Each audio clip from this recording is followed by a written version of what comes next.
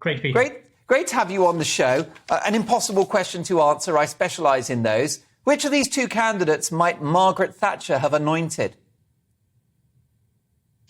Well, Mark, I have to say that I think, Rishi Sunak's campaign has been an absolute disaster.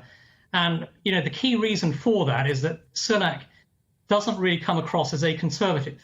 And I think he is responsible, actually, for a lot of the the inflation that we see in place at the moment. He's been a big spending chancellor. He does not have Thatcherite instincts. And the Conservative Party today is, in essence, I think, within the grassroots, a Thatcherite party. And they are overwhelmingly rejecting Rishi Sunak. And I think his chances of becoming Prime Minister are extremely low. Liz Truss, in contrast, I think, has run a spectacularly good campaign. Her instincts are definitely Thatcherite.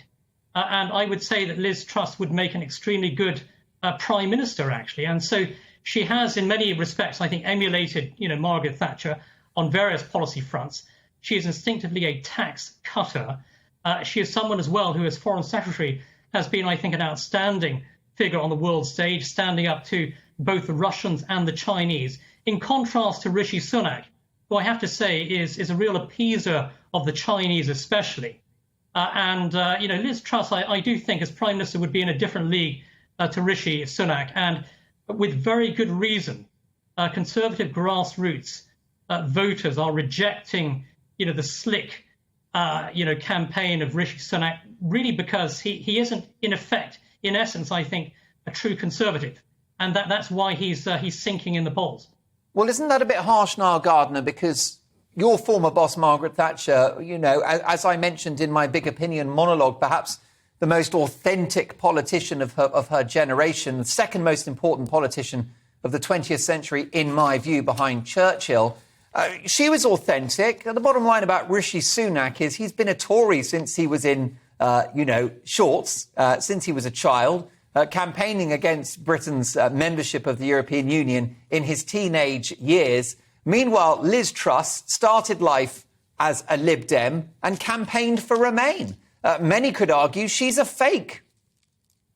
Well, certainly Liz Truss started off as a Liberal Democrat. And I think Rishi Sunak actually started off also on the left. If you look at his days as a student at Winchester College, for example, not quite a sort of young Thatcherite figure.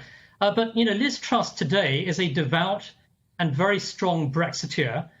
She has an outstanding record, I think, in government of advancing Brexit. You saw that as International Trade Secretary. You've seen that as Foreign Secretary. I think Brexit is safe in her hands.